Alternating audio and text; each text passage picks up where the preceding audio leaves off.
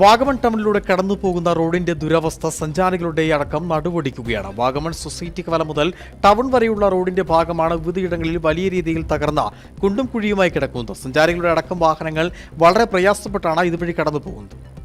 അടുത്ത നാളിൽ നവീകരിച്ച വാഗമൺ ടൗണിലൂടെ കടന്നു പോകുന്ന റോഡാണ് വിവിധ ഭാഗങ്ങൾ തകർന്നു കിടക്കുന്നത്. ടൗണിൽ പല ഭാഗത്തും വലിയ കുഴികളാണ് ഉണ്ടായിരിക്കുന്നത്. ഇതുകൂടാതെ സൊസൈറ്റി കവലയിൽ നിന്ന് വാഗമൺ ടൗണിലേക്ക് എത്തുന്ന റോഡിന്റെ വിവിധ ഭാഗങ്ങളിൽ വലിയ കുഴികളാണ് ഉണ്ടായിരിക്കുന്നത്. കാഴ്ചയിൽ തകർന്ന ഭാഗങ്ങൾ ചെറുതാണെങ്കിലും ഇവിടെ ഉണ്ടായിരിക്കുന്ന കുഴികൾക്ക് വലിയ ആഴമുണ്ട്. ഇത് വാഹനയാത്രക്കാർക്ക് വലിയ പ്രതിസന്ധി ഉണ്ടാക്കുന്നുണ്ട്. ഇന്ന് ടൂറിസം മേഖലയാണ്. ഇവിടേക്ക് വരുന്ന നിരവധിയായ സഞ്ചാരികളെ സംബന്ധിക്കുമ്പോഴും ഇവിടുത്തെ ടാക്സി ഡ്രൈവർമാരൊക്കെ സംബന്ധിക്കുമ്പോൾ വളരെ വിഷയമുള്ള പ്രശ്നമായിരിക്കും.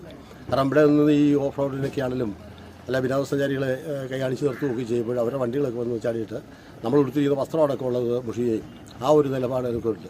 അതിന് പഞ്ചായത്തിൻ്റെയോ അല്ലെങ്കിൽ അധികൃതരാരുടെയും യാതൊരു ശ്രദ്ധയോ അല്ലെങ്കിൽ ഇത്തരം കാര്യങ്ങളിലൊരു ശ്രദ്ധ ഉണ്ടാകുന്നില്ല. ഈ തകർന്ന ഭാഗങ്ങളിൽ കൂടി സഞ്ചാരികളുടെ അടക്കം വാഹനങ്ങൾ വളരെ പ്രയാസപ്പെട്ടാണ് കടന്നു പോകുന്നത്. നിരവധി സഞ്ചാരികൾ എത്തുന്ന റോഡിലാണ് ഈ ദുർഗതി.